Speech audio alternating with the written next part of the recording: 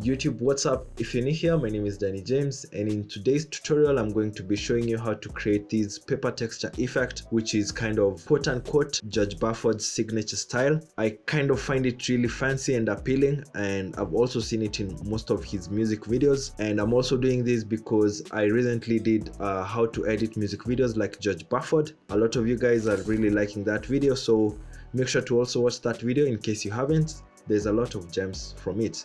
If you do end up enjoying this video, kindly give it a like and subscribe and post on notification bells if you're watching me for the first time, so that you never miss out on dope content like this.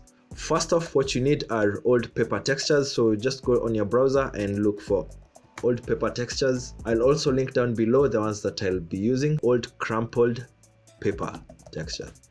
So it's like paper which you folded as so many times, and then you can also specify the color as white. And again, as I said, I'll also link down below the ones that I'll be using.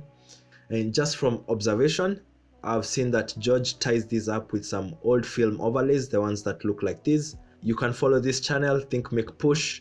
Just go on that channel, go to videos and select popular, and you want to get something like this, these damage overlays that have these elements. He has a lot of them, both paid and free, like these ones here.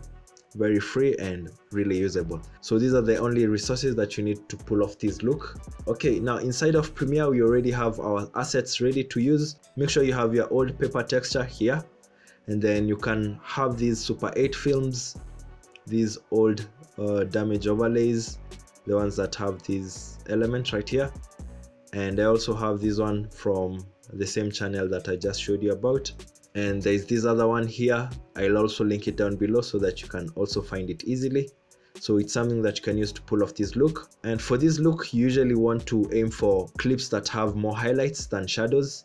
Like this one, it has more highlights. But if you come on this clip, this one has more shadows, and you get the point. Basically, you want to use it on clips that have more highlights like these ones. So these are the perfect examples for these. Off rip, we just want to import your paper asset.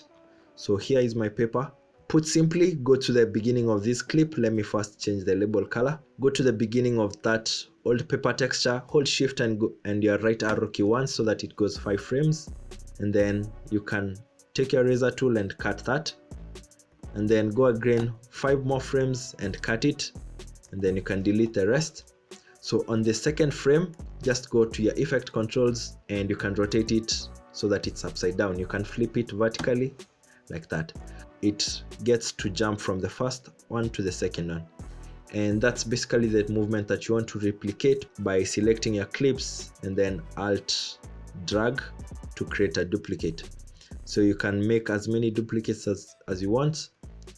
This is just to ensure that you have a continuous movement on the textures.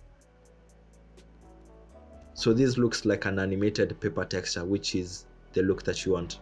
Once you have this, you can simply nest it. So let's name this paper texture tutorial. We will overlay this one on top of the clip that we want to add this paper texture. Let me just see first. I'll disable that so that you can see the clips. So we'll put it on this clip right here.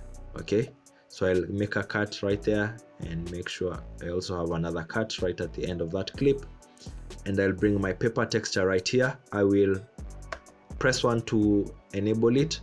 If you want to be able to enable and disable your clips like that, you can just right click and find enable right here. I also have it on my shortcut keys. Then just go to your opacity, find your blending modes, and for this one I know that a multiply will work. So if I play this back, that looks okay. And I'll also find another point on the timeline where we will add these.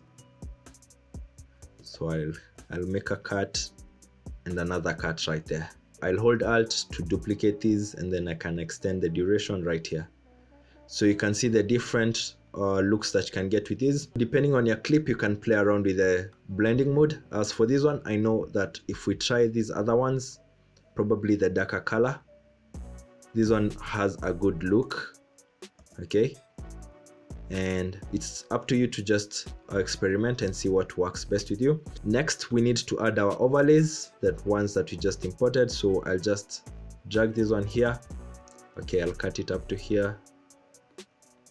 change the blending mode probably to a screen, and you can immediately see this is what you see on most of George's music videos. And then I'll duplicate that to this other clip. You can see we already have something good going on. Okay, so far everything looks good. Remember, you can always play around with the blending mode to see what works best. You can see the overlay is a bit more blown up, but it can also work. One more thing before we wrap this up is that you can open your Lumetri for these paper textures. I'll first put the blending mode back to normal, and then I'll disable this overlay. Open your Lumetri color. Now you can alter the shadows and the blacks however much you want, and just play around with exposure and everything to fine-tune these. You can even lower the saturation. And then one more thing that I found also works well, you can go to the vignettes and then you can increase it to have a whitey look on the outside. So you can close that up, and then you can put the blending mode back to whatever was working for you. So for this one was I think I prefer an overlay blending mode for this clip, and then you can re-enable this damage overlay and it all looks good. For this specific clip right here, I'd like to change the blending mode to an soft light to accommodate these damage overlays. Yeah, so this looks really dope, and you can do the same alongside on these other clips. I'll even go ahead on this other clip and change this paper texture so that I can use the one that we just color corrected, and then you can change the blending mode to something that looks dope. Multiply works well for this clip, but I'd also like us to work with a darker color. I like how it brings some different elements on this specific clip. Now, one more thing that George does is that he rotoscopes the subject and then places these overlays right behind the subject. So simply on this clip, we can duplicate this clip, and then on this clip that is above, we can replace it with an AE comp. So I'll quickly go for the roto brush tool, double click so that I can go to my layers panel. Make sure your first frame selection is good. And since this clip has exceptional contrast, we don't have a lot to worry about. So I'll track this going forward. It doesn't have to be a really exceptional mask. Now you can save your project and then come back to Premiere. And here's our clip. And then you want to put this layer right above, since this has the rotoscope layer. If I try to disable the one that is below, and then you can bring your paper textures right there. So it should look something like this. And then I'll change the blending mode to something that works. I think overlay looks okay already. And remember, if you can always adjust the speed of this paper texture. If you want it to go faster, you can grab the rate stretch tool, increase the time by pressing this, go back to your selection tool, and then fill up that space. So now it should be more faster if that's what you're looking for. That's really simple and easy to replicate along your timeline. I've changed the film damage overlay for this clip to a color dodge because I think it looks dope. And now we can preview everything from the top, even with the music, so that you can give me your thoughts on it.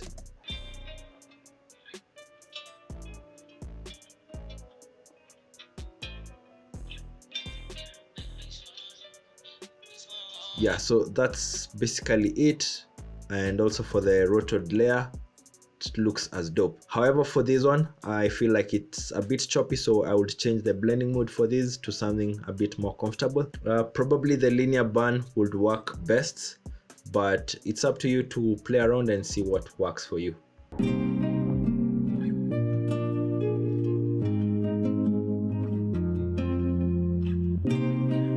If you did enjoy this tutorial, kindly give it a like. And if you want, feel free to check out my digital store at dannyjames.co. I have preset packs, LUTs, transitions, all the good stuff that you can possibly think of. And that's the simplest way that you can support this channel. My name is Danny James. See you on the next tutorial. Peace.